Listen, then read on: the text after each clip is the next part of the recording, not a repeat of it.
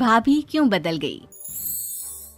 कोयल शादी के बाद जिस घर में आती है वहाँ सास ससुर के सिवा 2 ननदें भी थी, लेकिन दोनों शादीशुदा। कोयल ने सोच लिया था कि वो इस घर को जीत कर रहेगी, लेकिन होता कुछ और है। यार ये कोयल कैसी लगी तुझे? ठीक ही है, बस माँ एडजस्ट कर ले इसके साथ। हम दोनों तो वैसे ही शादीशुदा हैं। चलना कल घर चलते हैं, देखते हैं क्या करती है वो सारा दिन घर पर। ठीक है दीदी, मैं कल आ जाऊंगी। दोनों ननदें मायके आती है, जहाँ पिता बाहर बैठकर पेपर पढ़ रहे थे, माँ अंदर सब्जी काट रही थी और कोयल वो तो कहीं नहीं थी। क्या पापा बाहर क्यों बैठे हैं? बहू ने निकाल दिया क्या? चलिए अंदर देखिए, कैसी लू सी चल रही है। चलिए तो। अरे नहीं नहीं, अंदर लाइट नहीं आ रही है, रोशनी भी कम है और हवा भी नहीं है। मैं तो कहता हूँ तुम दोनों भी जाकर चेयर यहीं लगा लो। क्या माँ, तुम क्यों काम कर रही हो? कहाँ है वो राजकुमारी? अरे सुबह से ही कोयल लगी है, मैंने अभी भेजा है जबरदस्ती कि जाओ जाकर लेट लो। पता नहीं क्यों इतना काम करती है। जब से आई है वक्त पर खाना पीना, वक्त पर दवाई, सब की जिम्मेदारी ले ली है उसने। वो तो हम भी कर रहे हैं ना माँ, अपने ससुराल में सभी को तो करना पड़ता है।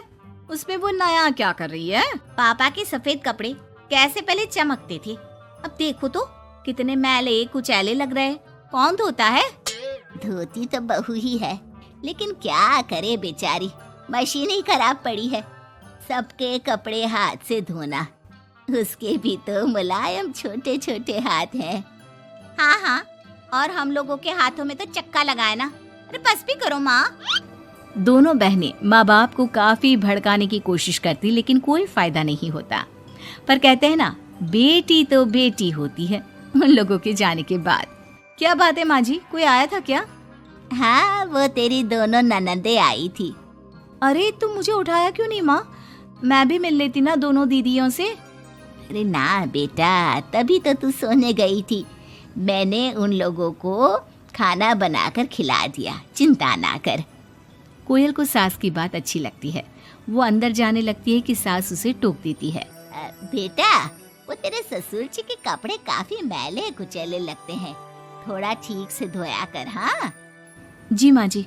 कोयल सास को कुछ नहीं कहती, लेकिन रात में जब पति आता है तो कोयल उससे कहती है, सुनिए, पापा के घर के पहनने वाले कपड़े काफी पुराने हो गए हैं।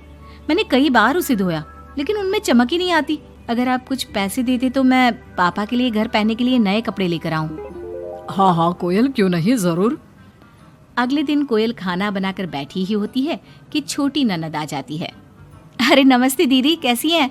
आइए बैठिए, मैं आपके लिए नींबू पानी बनाती हूँ। आपको अच्छा लगता है ना? वो माँ कहाँ है? कोयल को अजीब सा लगता है कि ननद ने उसे पूछा तक नहीं, ना ही नमस्ते किया।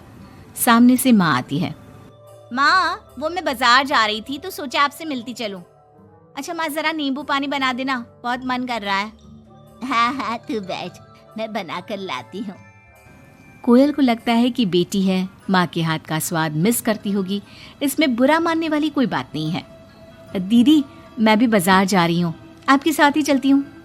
ननद भाभी दोनों मार्केट जाती है, जहाँ कोयल ससुर जी के लिए कपड़े लेती है। क्या जरूरत है भाभी, पापा को उनकी पसंद के कपड़े ले देती ना, उन्हें ही यहाँ पर लाकर। पर दीदी, पापा तो लुंगी ही पहनते हैं और एक ही डिजाइन की, तो इसमें पसंद नापसंद की क्या बात है? आपसे क्या बोलना। मार्केट में कोयल की किसी दुकानदार से बहस हो जाती है, लेकिन वो देखती है कि ननद उसका साथ देने के बजाय भीड़ का हिस्सा बनी खड़ी होती है, जैसे कि वो उसे जानती ही नहीं। कोयल घर आती है। अरे बेटा, क्या जरूरत थी नए कपड़ों की? पापा, मैंने ना आपके कपड़े धोने की काफी कोशिश की, लेकिन वो पुराने हो गए थे ना, इसलिए ऐसे मैले से लग रहे थे। सास भी समझ जाती है कि कोयल ने कपड़े धोने में मेहनत तो की ही होगी। एक रोज फिर दोनों ननदें आती है। कोयल अब दोनों ननदों को मनाने के लिए कोई ना कोई तरकीब निकालती है। ये साड़ी दीदी को दे देती हूँ, मेरी नई साड़ी है, कम से कम साड़ी देखकर खुश हो जाएंगी। दीदी, ये साड़ी आप ले लीजिए। और छोटी दीदी, मैं आपकी पसंद की पालक पनीर बनाती हूँ, आप लोगों के आने से घर में कितना अच्छा लगता है ना। दोनों कुछ नहीं बोलती। अब तो जब भी दोनों ननदें घर आती, कोयल के सास ससुर को भी भड़काकर चली जाती, जिसके बाद से ही दोनों का रवैया कोयल के लिए कुछ दिनों के लिए बदल जाता।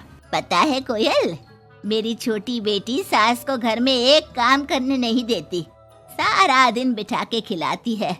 कम से कम तुझे मेरा साथ तो मिला है, क्यों? कोयल कुछ नहीं कहती, लेकिन अब वो थक चुकी थी। ससुराल के लोगों को प्यार से, सम्मान से साथ बांधने की कोशिश कर करके, लेकिन ननदें वैसी की वैसी ही रही। अब कोयल ने सोच लिया कि वो ननदों से बात करेगी। जब बड़ी ननद घर पर फोन करती है, हेलो हेलो कोयल, माँ को फोन देना। सभी को फोन लगा लिया लेकिन कोई उठा ही नहीं रहा। ओह, तभी आपने मेरे फोन पर फोन किया दीदी, और वो भी सीधे माँ से बात करने के लिए। क्यों, मैं नहीं हूँ क्या? या मेरा हालचाल पूछने की आप लोगों को जरूरत ही नहीं है, या मुझसे मतलब ही नहीं है? क्यों? अरे नहीं नहीं, ऐसा नहीं है, वो वक्त ही नहीं मिलता ना घर के कामों को लेकर।